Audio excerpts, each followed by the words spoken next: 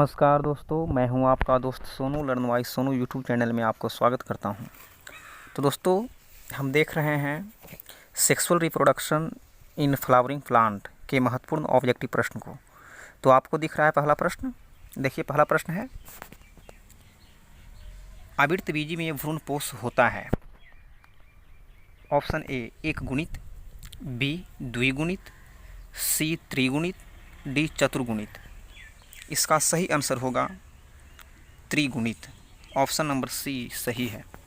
अगला प्रश्न, अनावृतबीजी में भ्रूणपोष होता है। ऑप्शन ए एक गुणित, बी द्विगुणित, सी त्रिगुणित, डी चतुर्गुणित। इसका सही आंसर है ऑप्शन नंबर ए एक गुणित। अगला प्रश्न, पुष्पीय पौधों में एक लिंगी नर पुष्प को कहते हैं। Option A pistillate, B monoecious, D dioecious, D staminate. तो इसका सही आंसर होगा ऑप्शन नंबर बी मोनीसियस। अगला प्रश्न, स्टेमेन का फर्टाइल भाग है।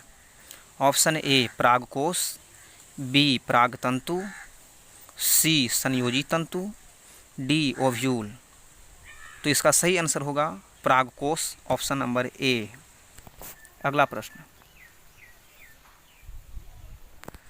पुष्प अंग किसका रूपांतरित भाग है। ऑप्शन ए पत्तियों का, बी शाखाओं का, सी स्पोरेंजिया का, डी अग्र मेरिस्टेम का। तो 5 का सही आंसर है ऑप्शन नंबर ए पत्तियों का। अगला प्रश्न, 2 माइक्रोस्पोरेंजिया युक्त मोनोथेकस परागकोश किसमें पाया जाता है। Option A brassica, B legumes, C hibiscus, D इनमें सभी। तो 6 का सही आंसर होगा ऑप्शन नंबर सी हिबिस्कस। अगला प्रश्न, माइक्रोपाइल किसमें पाया जाता है। ए ओव्यूल, बी सीड, सी दोनों, डी फल। तो इसका सही आंसर होगा ऑप्शन नंबर सी दोनों में। अगला प्रश्न, निम्नलिखित में विषम या बेमेल को चुनें। ए आर्की अस्पोरियम, बी उगोनियम, सी ओव्यूल, डी एंथेरिडियम। तो 8 का सही आंसर होगा ऑप्शन नंबर सी ओव्यूल। अगला प्रश्न, प्लेनोलॉजी में किसका अध्ययन करते हैं। ऑप्शन ए परागकण, बी बेर, सी पुष्प, डी फल। तो 9 का सही आंसर होगा ऑप्शन नंबर ए परागकण का। अगला प्रश्न है, 2 माइक्रोस्पोरेंजिया युक्त मोनोथेकस परागकोश किसमें पाया जाता है। यह प्रश्न पहले भी आ चुका है। तो 10 का सही आंसर होगा ऑप्शन नंबर डी हिबिस्कस। अगला प्रश्न है, अंडाशय के अंदर का उत्तक भाग जो ओव्यूल के साथ जुड़ा होता है कहलाता है। Option number A funicle, B hilum, C placenta, D chalaza. तो इसका सही आंसर होगा ऑप्शन नंबर सी प्लेसेंटा। अगला प्रश्न, दोहरा निषेचन किसकी विशेषता है। ऑप्शन ए द्विबीजपत्री एवं एक बीजपत्री सभी आवृतबीजी का, बी सभी अनावृतबीजी का, सी फेनेरोगेमस का, डी स्पर्मेटोफाइट्स का। तो इसका सही आंसर होगा ऑप्शन नंबर ए द्विबीजपत्री एवं एक बीजपत्री अर्थात सभी आवृतबीजी का। अगला प्रश्न, त्रिसंचयन है। ऑप्शन नंबर ए एक नर युग्मक को 2 ध्रुव केंद्रकों के साथ एम्ब्रियो सैक में संचयन। ऑप्शन बी एक नर युग्मक का 3 केंद्रक के साथ एम्ब्रियो सैक में संचयन। ऑप्शन नंबर सी एक नर युग्मक को 2 स्नेरिगिड्स के साथ संचयन। ऑप्शन नंबर डी, एक एम्ब्रियो सैक में 3 संचयन। तो इसका सही आंसर है ऑप्शन नंबर ए, एक नर युग्मक का 2 ध्रुव केंद्रकों के साथ एम्ब्रियो सैक में संचयन। अगला प्रश्न, F2 वंशज के मोनोहाइब्रिड जीनोटाइपिक अनुपात 1:2:1 दर्शाता है। ऑप्शन नंबर ए, सेग्रीगेशन को, बी, इंडिपेंडेंट असॉर्टमेंट को, सी, डोमिनेंस को, डी, इनकम्प्लीट डोमिनेंस। तो इसका सही आंसर होगा ऑप्शन नंबर ए, सेग्रीगेशन को। अगला प्रश्न, दोहरा निषेचन संयोजन में होता है। ऑप्शन नंबर ए, एक एग एवं 2 शुक्राणु, बी, शुक्राणु केंद्रक एवं अंडाणु केंद्रक के साथ ध्रुव केंद्रक का, ऑप्शन नंबर सी, एक नर युग्मक एग के साथ तथा दूसरे नर युग्मक स्नेरिगिड के साथ, ऑप्शन नंबर डी, एक नर युग्म का एग के साथ तथा दूसरे नर युग्मक का द्वितीयक केंद्रक के साथ। तो इसका सही आंसर होगा ऑप्शन नंबर डी, एक नर युग्म का एग के साथ तथा दूसरे नर युग्मक का द्वितीयक केंद्र के साथ। अगला प्रश्न है, एम्ब्रियो सैक के प्रवेश करते समय प्रागनलिका में होता है। ऑप्शन ए, 2 नर युग्मक, बी, 2 नर केंद्रक, सी, 4 नर युग्मक, डी, 3 नर युग्मक। तो इसका सही आंसर होगा ऑप्शन नंबर ए, 2 नर युग्मक। अगला प्रश्न, 100 परागकण उत्पन्न करने के लिए कितने मियोटिक विभाजन अर्थात अर्धसूत्री विभाजन नर जननांग में आवश्यक होंगे। Option A 100, B 25, C 50, D 20। तो इसका सही आंसर है ऑप्शन नंबर बी 25। अगला प्रश्न,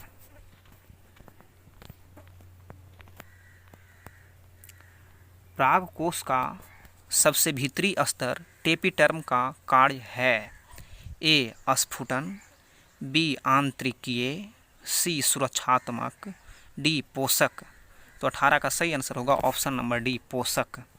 अगला प्रश्न, परिपक्व पॉलीगोनम प्रकार के भ्रूणकोश में पाए जाते हैं। ऑप्शन ए 7 कोशिकाएं तथा 8 केंद्रक, 7 केंद्रक तथा 8 कोशिकाएं, सी 8 कोशिकाएं तथा 8 केंद्रक, डी 7 कोशिकाएं तथा 7 केंद्रक। कोशिकाएं का अर्थ यहाँ कोशिका से है।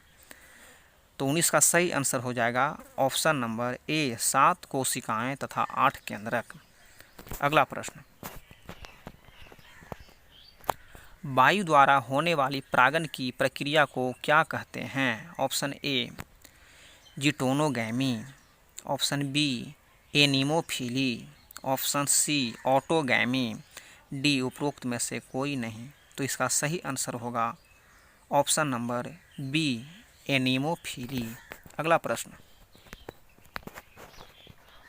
प्रश्न है, निम्न में से किस में लीवर विधि द्वारा परागन होता है। Option A salvia, B ficus, C antirrhinum, D ocimum. तो एक इसका सही आंसर है ऑप्शन नंबर ए साल्विया। अगला प्रश्न, पंखनुमा वर्तिकाग्र किसमें पाया जाता है। ऑप्शन ए गेहूं में, बी मटर में, सी सीजलपिनिया में, डी धतुरा में। तो 22 का सही आंसर है ऑप्शन नंबर ए गेहूं में। अगला प्रश्न, चिरोप्टेरोफिली परागन किसके द्वारा होता है। ऑप्शन ए पानी के द्वारा, बी चमगादड़, सी कीट, डी पक्षी। तो इसका सही आंसर होगा ऑप्शन नंबर बी चमगादड़ के द्वारा। अगला प्रश्न, जब पराग नलिका का बीजांड में प्रवेश बीजांड द्वार से होता है तो इस प्रक्रिया को कहते हैं। Option number A chalazogamy, B mesogamy, C porogamy, D उपरोक्त में से कोई नहीं। तो इसका सही आंसर है ऑप्शन नंबर सी पोरोगैमी। अगला प्रश्न, द्विनिषेचन की खोज की गई थी? ऑप्शन नंबर ए कार्ल स्नार्फ के द्वारा, बी पी माहेश्वरी के द्वारा, सी एस जी नवासिचिन के द्वारा, D B G L Swamy के द्वारा। तो 25 का सही आंसर है option number C S G Nawaschin के द्वारा। अगला प्रश्न, द्विनिषेचन लक्षण है?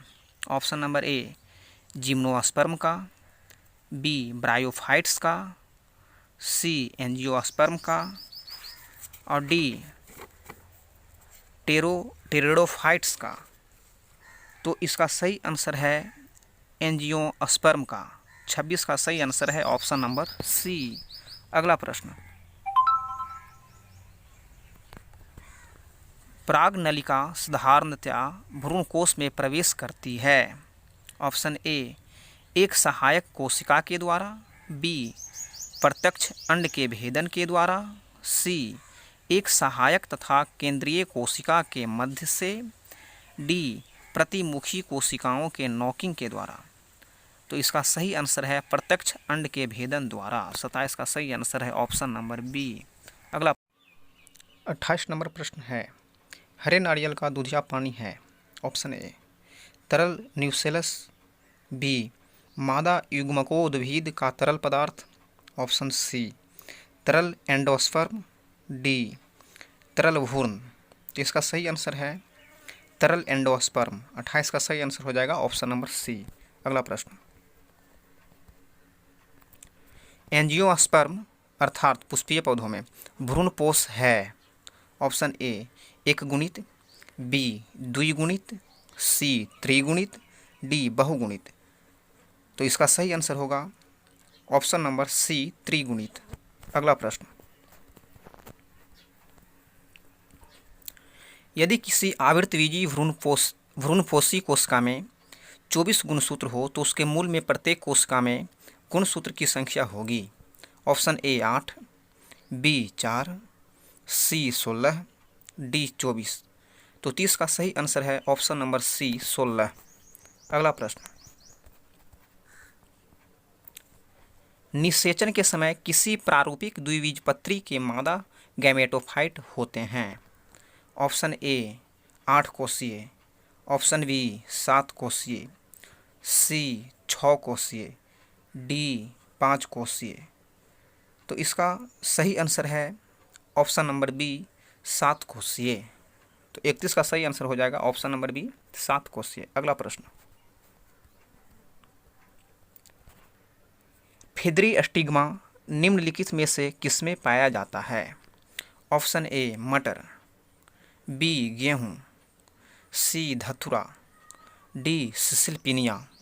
तो 32 का सही आंसर हो जाएगा ऑप्शन नंबर डी सिसिलपिनिया में। अगला प्रश्न, 100 क्रियाशील बृहद बीजाणु निर्माण के लिए कितने अर्धसूत्री विभाजन की आवश्यकता होती है? तो इसका सही आंसर है ऑप्शन नंबर ए 100। अगला प्रश्न,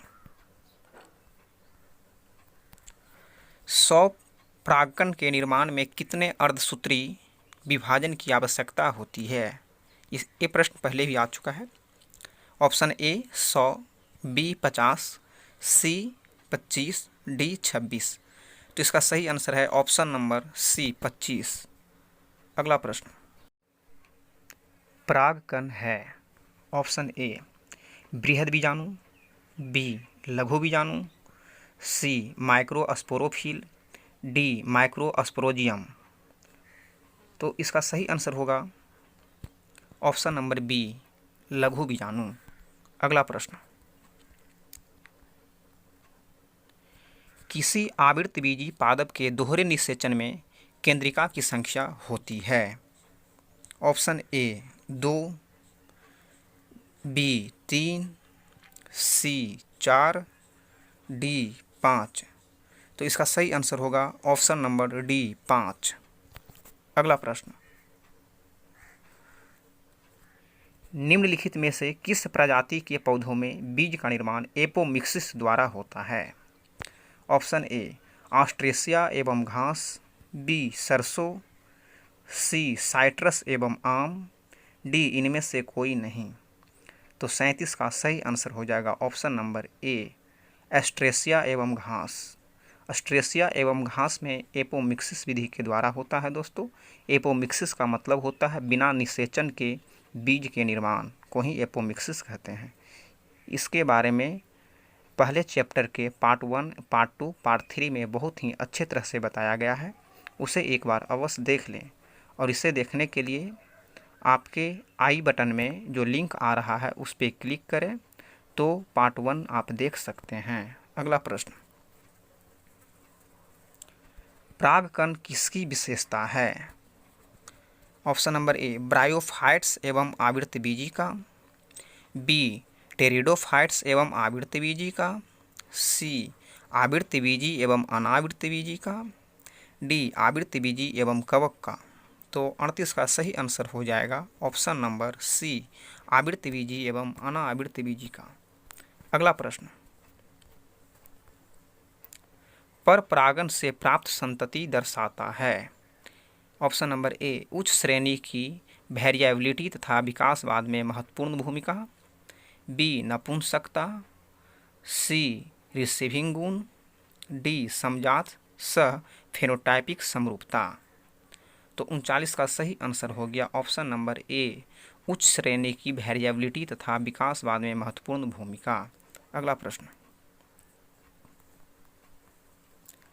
परागण तभी होता है जब कोई परागकण, ऑप्शन नंबर ए, अपना स्पर्म न्यूक्लियाई विमुक्त करता है, बी वर्तिकाग्र पर आता है, सी परिपक्व होता है तथा इसमें तीन न्यूक्लियाई अर्थात केंद्रक होते हैं, डी अपनी स्पर्म न्यूक्लियाई विमुक्त करे तथा अंडा एवं ध्रुव केंद्रक के साथ निषेचन करे। तो 40 का सही आंसर हो जाएगा ऑप्शन नंबर बी, वर्तिकाग्र पर आता है। अगला प्रश्न, एनीमोफिली में परागण किसके द्वारा होता है? ऑप्शन नंबर ए, जानवर, बी वायु, सी पक्षी, डी कीट। तो इसका सही आंसर हो जाएगा ऑप्शन नंबर बी, वायु। अगला प्रश्न, एंटेमोफिली में परागण किसके द्वारा होता है? ए जल, बी कीट, सी वायु, डी जानवर। तो इसका सही आंसर है ऑप्शन नंबर बी, कीट। एंटेमोफिली में कीट के द्वारा परागण होता है। अगला प्रश्न, यदि किसी पुष्प के परागकोश एवं वर्तिकाग्र एक साथ परिपक्व हो तो उसे क्या कहते हैं? Option number A, allogamy, B dichogamy, C homogamy, D syngamy. तो इसका सही आंसर हो जाएगा ऑप्शन नंबर सी, होमोगैमी। अगला प्रश्न, पर परागण लाभदायक है क्योंकि इसके परिणाम है। ऑप्शन नंबर ए, नर संतति का जन्म लेना, बी कमजोर संतति, सी श्रेष्ठ संतति, डी बीज का निर्माण। तो पर परागण जो होता है दोस्तों, स्वपरागण से अधिक श्रेष्ठ होता है क्योंकि पर परागण में श्रेष्ठ संतति का निर्माण होता है, अर्थात कह सकते हैं कि पर परागण में अधिक विकसित संतति का निर्माण होता है। तो 44 का सही आंसर हो जाएगा ऑप्शन नंबर सी। अगला प्रश्न, परागकण का उसी पौधे के दूसरे पुष्प के वर्तिकाग्र पर जमा होने को कहते हैं। Option number A, dichogamy, B geitonogamy, C xenogamy, D hydrogamy. परागकण का उसी पौधे के दूसरे पुष्प के वर्तिकाग्र पर जमा होने को कहते हैं। इसका सही आंसर हो जाएगा ऑप्शन नंबर बी, जिटेनोगैमी। अगला प्रश्न, ट्रू एम्ब्रियो के निर्माण निम्नलिखित में से किसके फ्यूजन का परिणाम है? ऑप्शन नंबर ए, भ्रूण कोश के 2 पोलर न्यूक्लियाई का, बी अंड कोशिका एवं नर युग्मक का, सी स्नेरगिड एवं नर युग्मक का, डी नर युग्मक एवं एंटीपोलॉइड का। तो 46 का सही आंसर है दोस्तों अंडकोश का एवं नर युग्मक का। ऑप्शन नंबर बी सही होगा। अगला प्रश्न, निम्नलिखित में कौन जल द्वारा परागित पौधा नहीं है? Option number A zostera, B vallisneria, D hydrilla, D cannabis. तो इसका सही आंसर है दोस्तों कैनाबिस, क्योंकि जोस्टीरा, बैलिसनोरिया, हाइड्रीला ये तीनों समुद्री पौधा है, तो इसका जो परागण की क्रिया होता है वह जल के द्वारा ही होता है। अगला प्रश्न, स्पिनी या स्टिकी परागकण तथा आकर्षक रंगीन पुष्प किससे संबंधित है? Option A hydrophily, B entomophily, C ornithophily, D anemophily. तो 48 का सही आंसर हो जाएगा option number B entomophily, entomophily. अगला प्रश्न, जीनोगेमी को सुनिश्चित करने के लिए नर तथा मादा पुष्प विभिन्न पौधों पर निम्नलिखित में से किसमें पाया जाता है? ऑप्शन ए पपीता, बी लौकी, सी मक्का, डी सभी। तो 49 का सही आंसर होगा ऑप्शन नंबर ए पपीता। अगला प्रश्न, नर युग्मक का अंडाणु केंद्रक के साथ संयोजन को कहते हैं? ऑप्शन नंबर ए जेनरेटिव निषेचन, बी सिनगेमी, सी वेजिटेटिव निषेचन, डी दोनों ए एवं बी। तो इसका सही आंसर है दोस्तों ए एवं बी अर्थात ऑप्शन नंबर डी। अगला प्रश्न, भ्रूणपोषी बीज किसमें पाया जाता है? ऑप्शन नंबर ए रेंडी, बी जौ, सी नारियल, डी सभी। तो इसका सही आंसर है ऑप्शन नंबर डी सभी। अगला प्रश्न, निम्नलिखित में कौन सा भ्रूणपोषी बीज नहीं है? ऑप्शन नंबर ए मटर, बी रेंडी, सी मक्का, डी गेहूं। तो इसका सही आंसर होगा ऑप्शन नंबर ए मटर। इसमें 52 प्रश्नों को शामिल किया गया है। शेष पार्ट 2 में 50 प्रश्नों को शामिल किया गया है दोस्तों। पार्ट 2 अवश्य देखें। इसी तरह के वीडियो को देखते रहना चाहते हैं तो चैनल को सब्सक्राइब करें और बेल आइकन को अवश्य दबाएं ताकि वीडियो अपलोड हो तो सबसे पहले नोटिफिकेशन आपको मिले। वीडियो देखने के लिए बहुत बहुत धन्यवाद।